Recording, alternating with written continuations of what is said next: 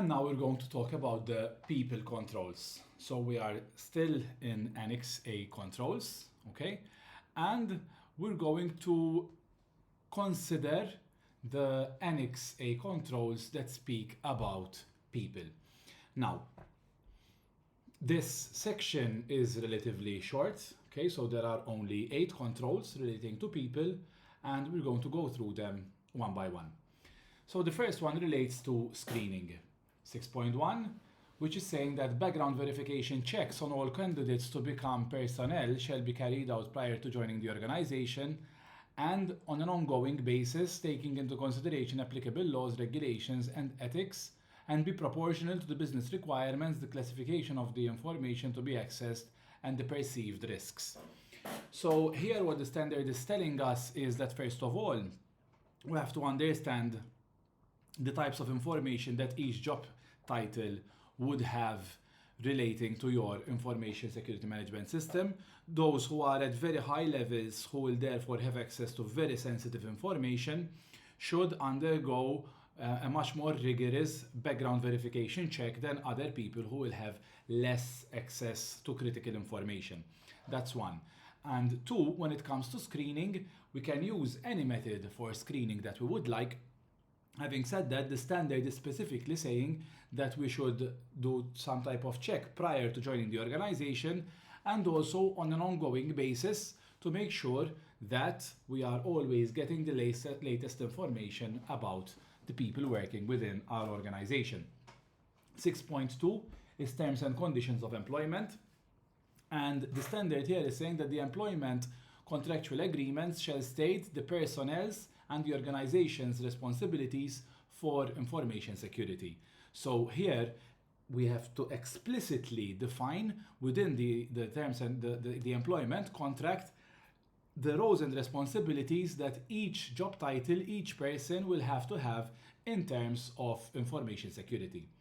And the next one, which is Annex A 6.3, talks about information security awareness, education and training, which says that personnel of the organization and relevant interested parties shall receive appropriate information security awareness training, education and training, and regular updates of the organization's information security policy, topic-specific policies and procedures as relevant for their job function.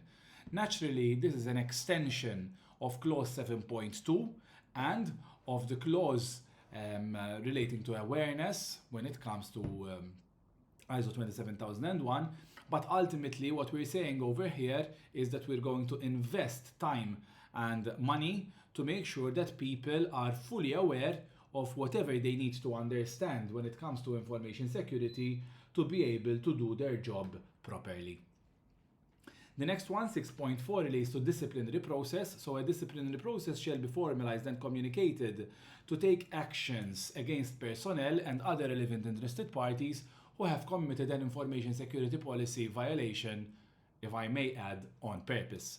So if it is a mistake, it is one thing, but if it is done on purpose, it would be another thing.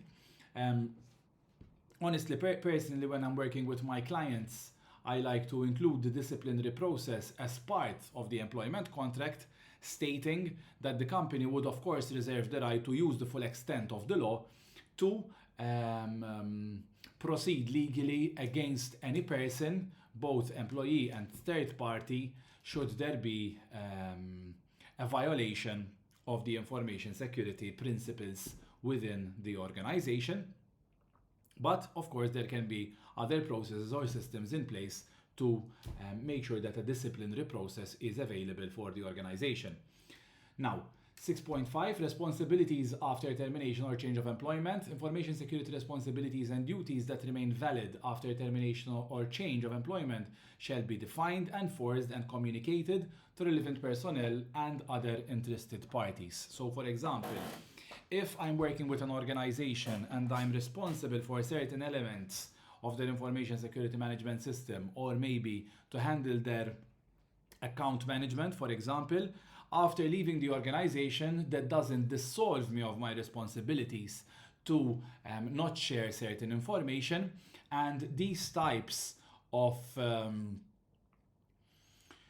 of restrictions in terms of sharing information have to be made explicitly clear with all employees. Typically, once again, I would want to include this within the terms and conditions of employment, so that within the employment contract I would have all the conditions necessary for such a person, and I would go ahead and link this to 6.6 confidentiality or non-disclosure agreements.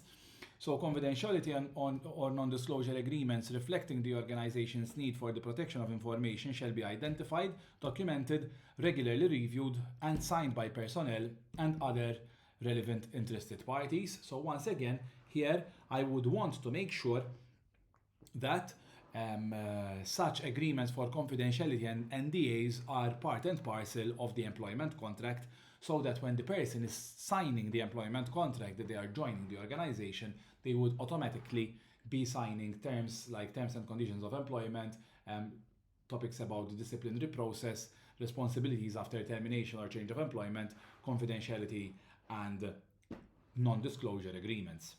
6.7 is talking about remote working, and here we have written that security measures shall be implemented when personnel are working remotely to protect information accessed, processed, or stored outside the organization's premises.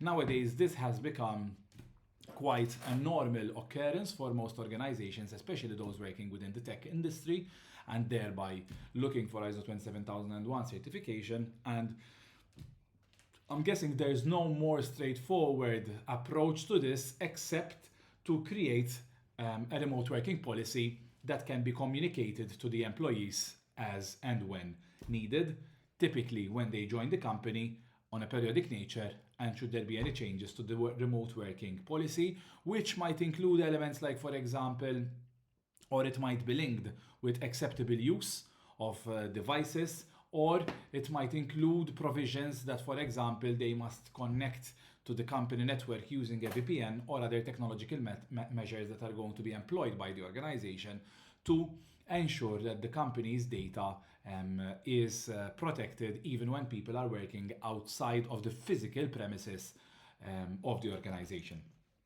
Last but not least, for people controls, we have information security event reporting, where we have the standard defining that the organization shall provide a mechanism for personnel to report observed or suspected information security events through appropriate channels in a timely manner. Once again, this should be part of the training that employees have to be given once they join the organization, but also on an ongoing nature, to make sure that anyone who encounters any type of information security incident have the skills and knowledge needed to know how to escalate such an information security incident with the appropriate channels as defined by the organization.